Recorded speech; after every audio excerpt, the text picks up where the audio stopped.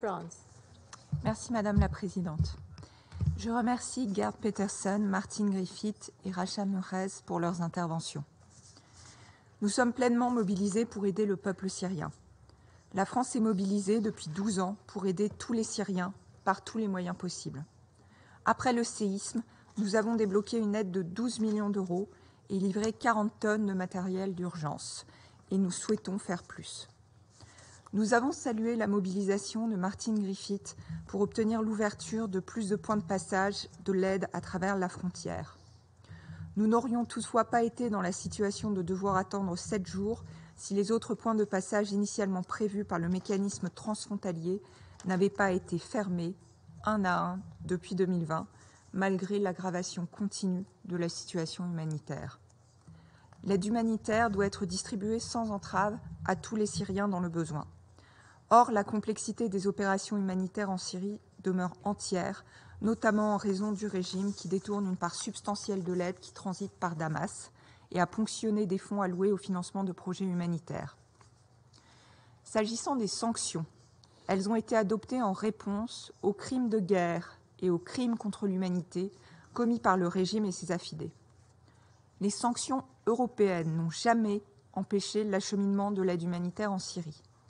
Les montants des financements alloués par l'Union européenne et ses États membres au plan de réponse humanitaire pour la Syrie en sont la preuve. 27 milliards de dollars depuis 2011, je le rappelle.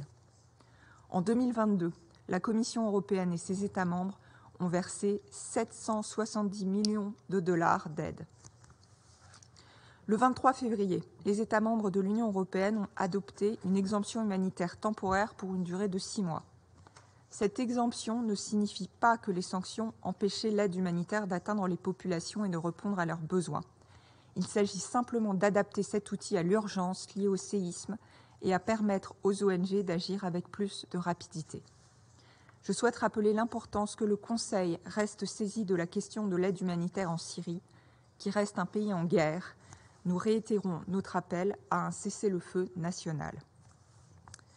Le drame humanitaire du séisme ne peut néanmoins pas nous faire oublier les réalités de la guerre en Syrie. L'envoyé spécial s'est rendu à Damas le 13 février. Malheureusement, en dépit de ses efforts, le régime continue de bloquer toute avancée vers une paix durable sous l'égide des Nations Unies, telle que définie par la résolution 2254 adoptée à l'unanimité par ce Conseil. Le tremblement de terre est un nouveau drame qui s'ajoute aux tragédies subies par les Syriens durant 12 ans de guerre. Bombardement de populations civiles, utilisation d'armes chimiques, recours systématique à la torture et aux violences sexuelles par le régime. Les Nations Unies l'ont largement documenté. Les Syriens sont les victimes des crimes de guerre commis par le régime et ses affidés. Avant le séisme, les chiffres étaient déjà sans précédent.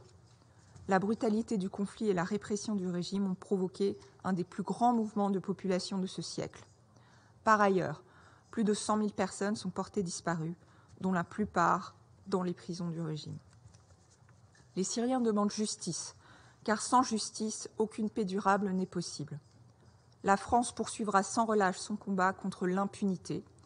Les responsables de crimes de guerre et de crimes contre l'humanité devront rendre compte de leurs actes. La position de la France reste claire. En l'absence de processus crédible et inclusif, nous ne renoncerons pas à notre position vis-à-vis du régime syrien qui doit s'engager dans un processus politique. Je vous remercie.